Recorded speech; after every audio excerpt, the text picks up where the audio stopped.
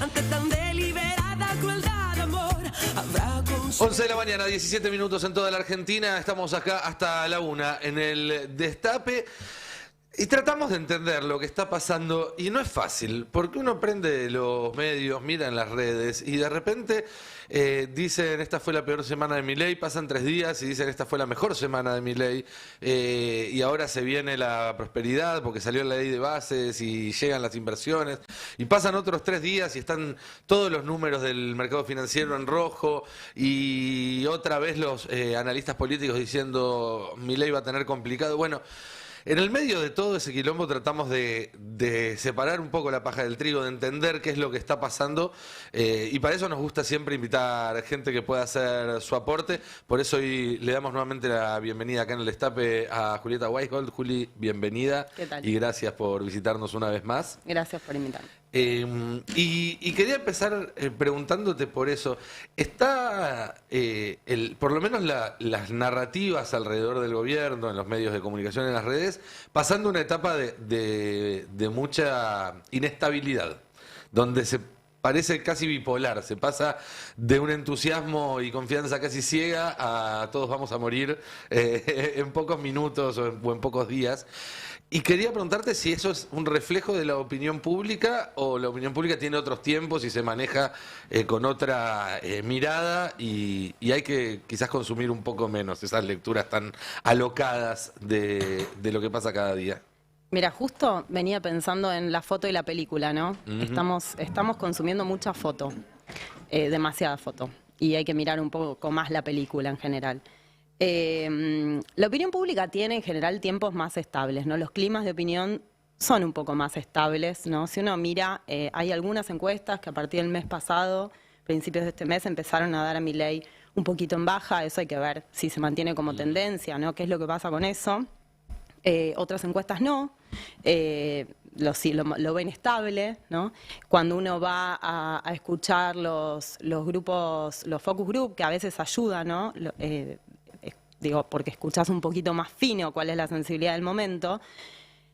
Por ejemplo, ¿no? Grupos blandos, de votantes de Milei blandos, ¿no? Más ablandados, que no son su núcleo duro, escuchás cosas como, por ejemplo, gente que al final del día termina bancando al gobierno, pero que en el medio te dice, bueno, yo tengo miedo a la dolarización porque es un camino de ida, o te dicen cosas como yo lo banco, pero tengo dudas, tengo miedo, tengo incertidumbre, ¿no? Un montón de sentimientos que también están en los propios votantes de Milei. Esto no va en contra de lo que vos me dijiste, pero yo creo que hay algo que es como casi una característica de este gobierno, y desde el día 1 fue una característica del gobierno y de la oferta electoral de Milei, que es cierta... el zigzagueo, el confusionismo, ¿no? Esta cosa de decir una cosa y después decir otra, ir siempre a la ofensiva, decir algo y después ir para atrás, ¿no? Porque eso también lo hizo, y va para atrás sin culpa, sin ningún miramiento, porque en el fondo va a cumplir un objetivo, ¿no? Y tiene claro ese objetivo. Eso quizás es la principal diferencia de Milei con el resto del arco político en este momento, que tiene claro un objetivo y que sabe muy bien cuál es su plan para obtenerlo. Después puede salirle o puede no salirle, pero el resto del arco político pareciera todavía estar diciendo, bueno, ¿y cuál es mi objetivo realmente? ¿Y cómo voy a hacer para empezar a encarar para ese lado? Y Milei no, Milei ya viene con, o por lo menos hace creer que tiene todo muy claro. Sí, o sea, por lo menos desde el punto de vista teórico parecería que es así. Eso no significa, ¿no?, que de un día a otro no nos desayunemos con un punto de quiebre en la opinión pública, con un punto de quiebre en la realidad social. Pero cuando yo decía lo de la foto y lo de la película, ¿no?, ¿a qué me refiero? Desde que asumió Milei, los analistas en general estamos buscando un momento de quiebre, ¿no? Y se empezó a decir desde el principio en la opinión pública. Sí. Es cuando va a ser ese momento en el que, con un ajuste brutal, dicho por el mismo presidente, la opinión pública empiece a marcar una diferencia, ¿no?, respecto a su motivación inicial. Punto de quiebre igual implica que hay un momento en el cual cambia la tendencia, no que vaya una leve tendencia descendente a lo largo del tiempo, no un desgaste. No, es que un desgaste puede ser, puntos de quiebre puede haber distintos tipos, ¿no? Puede ser una cosa abrupta que pase en la calle y que desencadene algún otro proceso en términos más políticos, o puede haber algo paulatino, ¿no? Que se vaya viendo de descenso, de caída o de variación en la imagen del presidente. Pero yo creo que esto, retomando lo de la película y la foto, estamos pensando en fechas calendario, casi como si no fuera algo que está marcado en el INDEC, ¿no? por los números del INDEC, por los números de la opinión pública, o si fuera algo como, no sé, bueno, cuando empiecen las clases, Sí. ahí. Cuando aumenten las tarifas, ahí. Con el cambio en los subsidios, ahí. Y resulta que esas variables en sí mismas no son las que están dando variaciones significativas cuando uno va a mirar las encuestas, ¿no? Entonces, por ahí hay algo como cuando uno tiene fiebre y se mide y tenés 37, y por ahí tenés 37, 38 grados durante 4 días. Y si no entendés si no vas a decirle al médico, che, ¿qué me está pasando? Vas a seguir así. Qué sé yo, por ahí se te va la fiebre en un momento, pero es un dato, nada más, la foto. Claro. Y en ese sentido, yo creo, pero es un creer que es dedo al viento, digamos, absolutamente sin ningún tipo de sustento teórico ni de datos atrás, que no es lo mismo la relación que tenés con el gobierno cuando está mediada por ciertas narrativas políticas, por los medios que consumís, por las redes que consumís, que cuando empieza ya a impactarte directo. Es decir, que una cosa es, por ejemplo, para alguien que no vive en la ciudad de Buenos Aires, la lectura de lo que pasó en el Congreso, donde vos en todo caso podés creerle a la versión de TN o podés creerle a la versión del Destape y decir desde lejos y sin conocer los hechos en primera mano, estuvieron bien presos, mal presos, este gobierno es más autoritario, hicieron lo que había que hacer. Y otra cosa es cuando ya o no te alcanza, o perdés el laburo, o a tu vecino que le estaba yendo bien, de repente tiene que vender el auto, o a tu viejo que con la jubilación llegaba a fin de mes y ahora te está pidiendo 5 días antes que les prestes un pucho. Todo eso, o esas dos vías, ¿cómo interactúan o cómo juegan? Es que en general por eso uno ve indicadores. La paciencia en ese sentido no es eterna, ¿no? Eso es lógico. Y por supuesto que la economía real y el bolsillo y la situación, no sé, empiezan a indicadores como la pobreza o la preocupación por la falta de empleo, ¿no? Empiezan a pesar también cuando uno mira la opinión pública. La inflación sigue igual ahí. Rutilante, ¿no? Más allá que el gobierno diga que no. Una lectura en los medios oficialistas era crecen las otras preocupaciones porque el gobierno ya está solucionando la inflación. No, claro, pero también ahí hay algo que la oposición está diciendo, pero que como no está articulada políticamente, es un decir muy liviano, no se la termina de escuchar, ¿no? Pero hay algo de un ciclo recesivo, y entonces, de vuelta, la oposición no está pudiendo explicar las causas de lo que está pasando y hacia dónde vamos, porque si la inflación se baja por un ciclo recesivo, bueno, es un problema para el país también, va a ser otro problema nuevo. Igual, insisto, la inflación sigue siendo el mayor problema de preocupación de los argentinos, no es que desapareció. Solamente están creciendo otros, ¿no? En algunos encuestadores les empieza a dar más alto el desempleo, pero bueno, en última instancia no es que estamos hablando de cosas benignas para el país. No, está claro.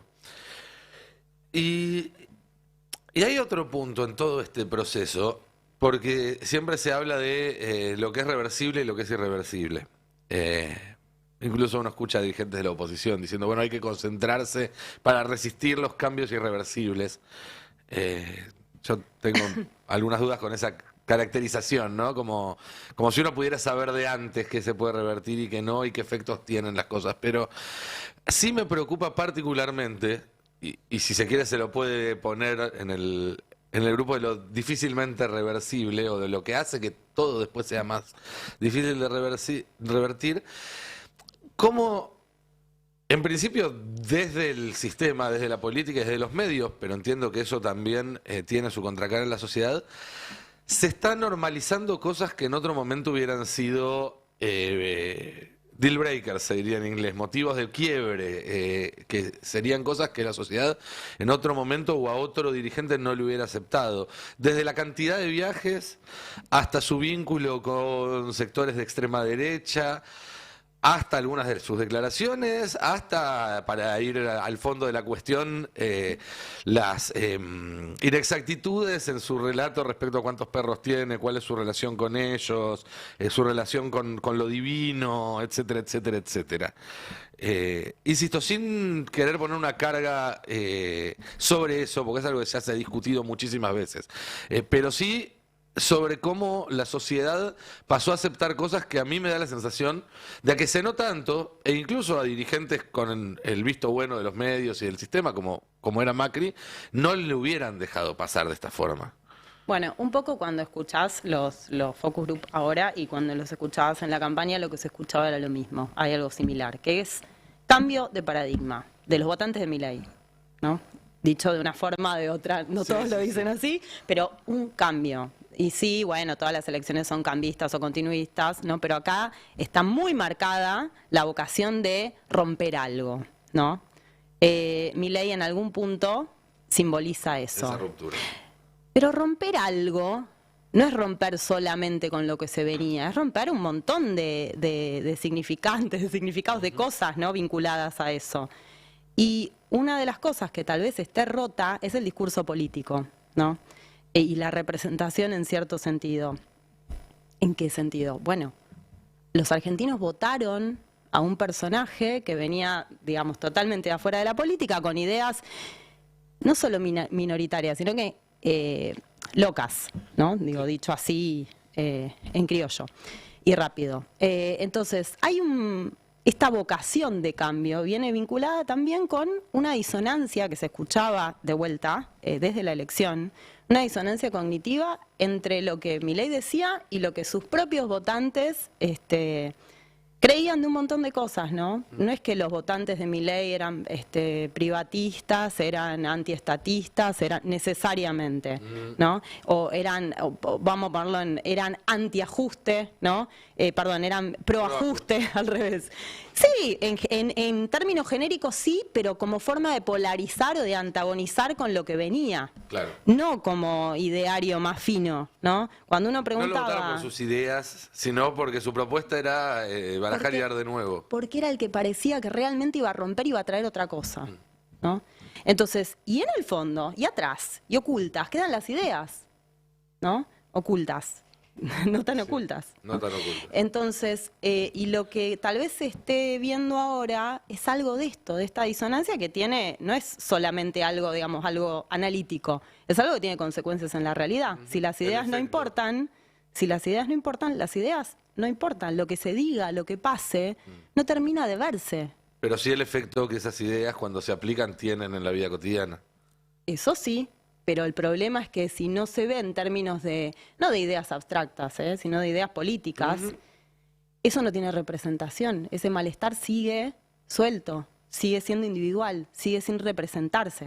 Vos, en ese sentido, podrías adherir a esta frase que se ha vuelto, no sé si un lugar común, pero sí por lo menos un diagnóstico amplio y reiterado en estos días, que es el principal capital que tiene este gobierno es que enfrente está el desierto, que enfrente no tiene nada. Es que ese es uno de los grandes problemas de la oposición y sí es uno de los grandes capitales del gobierno. Si uno mira lo que pasó en Estados Unidos, lo que pasó en Brasil, ¿no? con Bolsonaro y con Trump, va a ver que sí, efectivamente llegaron al poder, pero también tuvieron enfrente algo que empujó un poco con la realidad y otro poco, en el caso de Brasil, claramente con el liderazgo, ¿no? Que empujó para torcer eso nuevamente, más allá de que siguen siendo los dos las principales oposiciones de sus países. Y cuando se dice enfrente no hay nada, en la oposición no hay nada, alguien podrá decir, pero ¿cómo? Hay gobernadores, hay intendentes, está el CGT que hizo 2 paros. evidentemente lo que está faltando es otra cosa. ¿Qué es eso otro? ¿Qué es esa ausencia o esa carencia que la oposición debería procurar resolver para poder ser una alternativa? Bueno, si escuchás, hay quienes dicen falta un programa, ¿no? Falta un ideario, falta un liderazgo también, ¿no? Un liderazgo que termine de articular, ¿no? Falta un debate, falta. A ver, cuando hay algo tan macizo como un cambio, como el electoral, como el que hubo, evidentemente es un parteaguas y es lógico que la oposición esté en un proceso como de reestructuración y de repregunta y de ver hacia dónde va, ¿no? Que es un poco lo que parece estar pasando en la oposición. Entonces, tal vez decir, bueno, tiene que emerger un liderazgo hoy, es raro. Es lógico que todavía no estemos en ese lugar. Pero mientras tanto, toda la gente que votó a la oposición, incluso la que no la votó, estaría bien que se sienta con dirigentes que la acompañan, ¿no? Que están cerca, de algún modo, en un contexto muy difícil, que empiezan a construir de algún modo esa representación, porque no se construye de un día para otro. Y en ese sentido hay algunos dirigentes que están empezando, parecería, a caminar de diferentes formas y a rearticular algunas cosas, ¿no? De Por la ejemplo. oposición.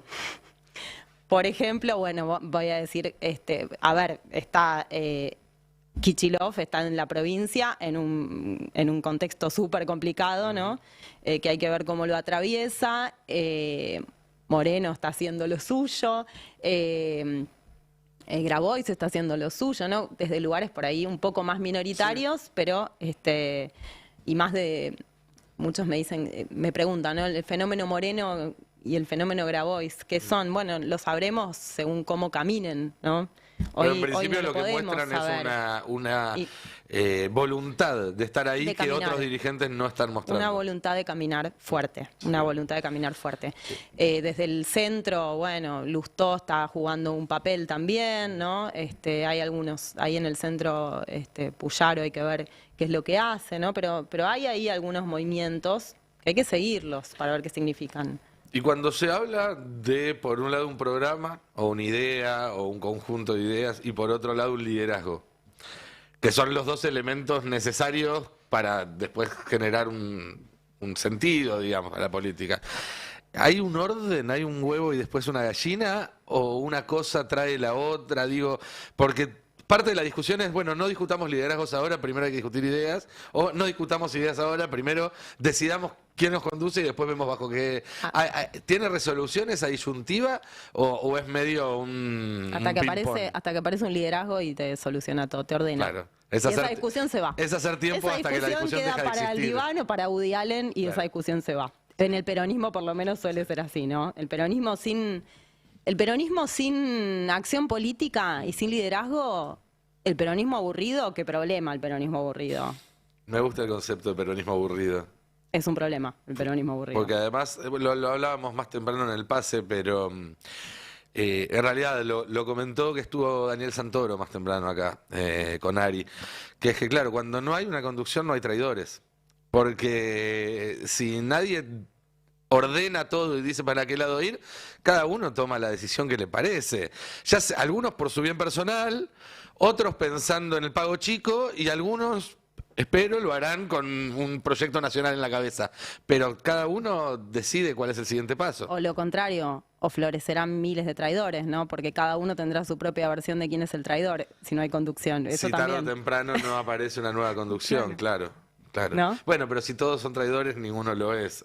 No, pero bueno, después tenés un desorden que no es propio del peronismo, ¿no? En términos claro. de cómo se articula. Está esa idea de que la derrota del 23 podía significar al peronismo algo parecido de lo que fue el final del siglo de la Rúa para el radicalismo. Para mí, entiendo la analogía de alguna manera.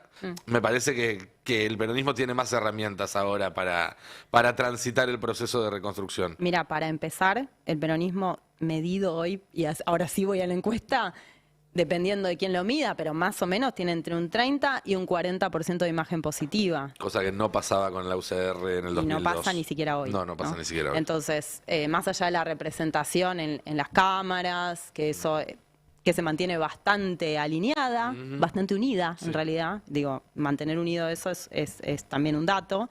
Pero, y más allá de los gobernadores, ¿no? y demás, es un dato que en la opinión pública tenga entre un 30 y un 40% de imagen positiva. Digo, incluso, es un dato mayor que el que tenía a esta altura en 2016, quizás. Sí, sin dudas. Sí, es un dato mayor porque tiene un proceso de desgaste mucho mayor, ¿no? Y por esto que venimos hablando, porque Milei significa un quiebre también en una forma de representación y en un quiebre más profundo que el de Cambiemos. Y ahí también aparece dentro de la superestructura la mirada del peronismo para reconstruirse, tiene que reforzar su identidad, y la mirada de salgamos a buscar alianzas porque necesitamos ser más. No alcanzó con ser el frente de todos, ni con ser la unión por la patria, hay que ser el megafrente de todos por la patria unidos. Y aparecen ahí Lusto, Manes, Pichetto, bueno, actores que eran del peronismo pero que hace rato se corrieron y demás.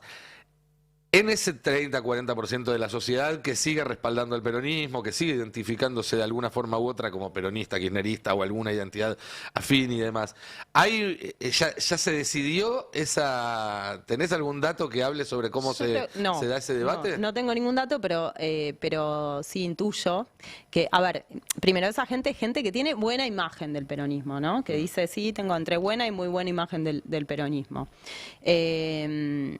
No significa necesariamente que se sienta representada por el peronismo, pero sí hay un dato ahí. Y de vuelta, yo un poco volviendo a lo que decía del liderazgo, ¿no? O el programa, o las articulaciones que se vayan dando. El programa en sí mismo, un programa es, ¿no? Sí. Si no tiene quien lo ejecute, son buenas ideas, nada más. Buenas en el mejor de los casos. Buenas en el mejor de los casos, ideas. Pero siempre es importante que haya alguien que la lleve adelante. Y yo creo que va a ganar la carrera el que pueda o la que pueda mostrar que es capaz de ir hacia ahí, de ir hacia algo primero y de ir hacia algo... Sí, a un algo atractivo. No quiero decir nuevo, porque tal vez no es nuevo, ¿no? El otro día me preguntaban si la idea de futuro, ¿no? ¿Cómo juega el poder, el estar frenados ante la posibilidad de dar una idea de futuro? También hay un debate acerca de eso. Si hay que hablar de futuro o si en realidad se trata de solucionar los problemas presentes. Y es como la idea de programa. Hay algo ahí en la representación que va más allá. Un dirigente político va más allá de toda esa discusión, la supera. Porque tiene ideas de hacia dónde ir, ¿no? Trae ideas. Son en todo caso herramientas para construir el vínculo, pero el vínculo no necesariamente viene por lo racional y no viene necesariamente por con ahí. Milei quedó probado que claramente no. Por supuesto que es importante tener contenidos, ideas, sobre todo en un contexto en el que se está deshilachando y se está diluyendo el discurso político. Pero de ahí a pensar que el programa va a venir solo a salvar la realidad, bueno, es un problema. Y la idea de pensar que el futuro como algo... Yo siempre pongo el ejemplo de la elección posterior a la pandemia en España del gobierno de Ayuso, que va a recibir a Milei. Del gobierno de Ayuso, la elección posterior, Más País y Podemos, ¿no? Como la centroizquierda y la izquierda española, hablaban... de la situación sanitaria que dejó el gobierno de Ayuso, ¿no? de todos los problemas que pasaron durante la pandemia y demás, y Ayuso tenía el discurso contrario, un discurso negador, un discurso optimista y completamente negador de la realidad de su ciudad, de Madrid. Ganó Ayuso esa elección. ¿Qué quiero decir con esto? De vuelta, las ideas importan, y otra cosa que hacía Más Madrid y Más País en su momento era hablar de futuro, pero un futuro que el presente era muy doloroso y descriptivo, ¿no? sobre el presente, y el futuro estaba mucho más allá. Claro. Bueno, el futuro empieza hoy. Hay algo de eso también, sí, ¿no? Claro. En el discurso. Sí.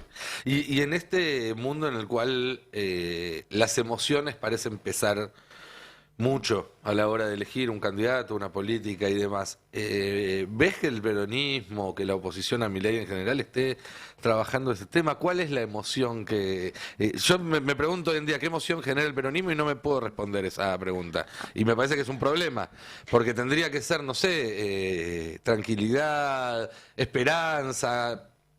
No me imagino. Y sin embargo veo dirigentes que todavía están muy configurados con una forma de comunicar de hace 20 años. Mira, se habla mucho de la comunicación a través de la emoción. Y no se habla de algo que es la comunicación, la afección política, el afecto político, que no es lo mismo que la emoción. La emoción es algo que pasa, Sí. ¿no? Estás alegre, ves el amarillo y te genera una sensación de cercanía, ¿no? Ves un color frío y te genera distancia, ¿no? Impacta de diferentes formas. En cambio, el afecto es algo que te sujeta de otra forma, ¿no? El peronismo Es sabe más mucho de duradero. eso. Es más duradero, construye representación más sólida. El peronismo sabe mucho de eso. Más allá de generar emociones, por supuesto que genera, pero tiene un trasfondo más grande que eso. Por eso yo pongo un poquito en cuestión esto, cada vez que se habla de la emoción, si hay que, ¿no? Digo, la idea del paradigma de la comunicación a través de la emoción, lo trajo acá Durán Barba, tiene millones de años, pero lo trajo acá y fue el paradigma de bien. Cambiemos, ¿no? Y le fue bien con Cambiemos. Pero de vuelta, el peronismo en sí mismo no tiene que olvidarse que hay algo de lo afectivo, del lazo potente, que se construye a través de la representación política mucho más que a través de los colores, ¿no? Que también el peronismo lo sabe, no es que no Sí, lo no, sabe, vale. pero porque las puestas en escena del peronismo monumentales tienen que ver con eso también, etcétera. Pero hay otro tipo de lazo que se construye. Ahora, si vos me preguntás, hablemos de qué es qué condimento, ¿no? Está faltando. Y yo te diría que hay un hiato, una falta de confianza un poco en la palabra, en la acción. Cuando digo palabra me refiero a la acción política también, que viene ya de hace muchos años y que hay algo ahí que ir a buscar por parte de la oposición, ¿no? En Milei creyeron, ¿no? Creyeron en que podía llegar a generar ese cambio de paradigma. ¿Por qué? Un poco porque era una persona que parecía una persona común, digo, no es un empresario, ¿no? Es una persona que fue empleado de diferentes características, pero durante toda su vida fue eso. Y toda su condición, digamos, física, discursiva, etcétera, era una persona, podía ser alguien más. Esa persona venía con un discurso totalmente distinto y le creyeron, ¿no? Entonces hay algo de eso, de volver a creer, de afianzar una palabra. No de ideas sueltas, no de dirigentes que pretenden decir cosas que están bien, sino de poder tener una palabra que vuelva a volcarse y una acción política a la realidad de la gente. Tengo una última, Juli, y desde ya gracias por haber venido hoy, como siempre. Está esta lectura, con la cual yo adhiero parcialmente, de que Milei fue, de alguna manera, una última chance que le dio la sociedad argentina a la política antes de volver al que se vayan todos. O que fue él en sí mismo una especie de que se vayan todos. Si a Milei no le va bien, ¿la sociedad argentina va a volver a buscar a los políticos de siempre o puede ir un paso más allá y puede volver a una situación de mayor descontrol, de mayor violencia, o por el contrario ir por una figura como Villarruel que promete Milei pero con más orden, para ponerlo en términos que resuenan? Qué buena, me hiciste 10 preguntas, no sé por dónde arrancar. Bueno, por donde quiera. Voy a intentar. Composición tema. Composición tema. Si fue un 2001 esto. A ver, la verdad es que es un cambio de paradigma, en eso sí se parece, ¿no? Un quiebre. Un quiebre por arriba, un quiebre con representación política, no sin representación. Milei no gana por sí solo. Sí. Milei gana con la casta. Milei gobierna acordando con la casta. En una relación complicada, ¿no? Con la casta, pero en una relación al fin con la casta. En una relación con un pie adentro y un pie afuera. Por eso, esta idea de que no es un 2001. No es un 2001. Porque la historia no se repite las dos veces igual, vale. ¿no? Además. Más vale. Entonces, no es un 2001. Es más, por ahí te podría decir, bueno, se construyó otra cosa, ¿no? La sociedad argentina está más sabia, no sé. Se quedó ahí, no sé. Ahora, ¿qué puede pasar si a Milei no le va mal? Si a Milei le va mal. Si a Milei le va mal. Bueno, ¿la gente va a ir corriendo a buscar representación? Yo creo que así como te digo que Milei tiene un pie en la casta y otro afuera, creo que la respuesta va a estar mucho más en el medio de lo que esperamos, mucho más en un lugar que no esperamos, o si eventualmente se rompe todo, no se va a romper como estamos pensando con una fecha calendario de una forma determinista. Entonces, si la representación política lo que construye por arriba es otra imagen de la casta, si construye una alianza de nuevo, ¿podría pasar eso? Ay, qué sé yo, podría pasar, ¿no? Y tal vez la salvaguarda de la gente sea esa alianza. Pero no es que la gente va a ir en masa a pedir la casta. ¿Puede ser que pase? Sí, como consecuencia lógica si a este gobierno le va mal, digamos. Pero porque arriba también se está construyendo eso. Si arriba se construye o se reconfigura otra cosa, la gente no va a ir corriendo. Hay un diálogo, ¿no? La representación no es algo, no es seguidismo de la demanda y tampoco es oferta política sola. Entonces hay que ver cómo juega todo eso. No sé si respondí algo, porque... Un poco sí, y dejaste varias puntas abiertas para seguirlas en la próxima charla.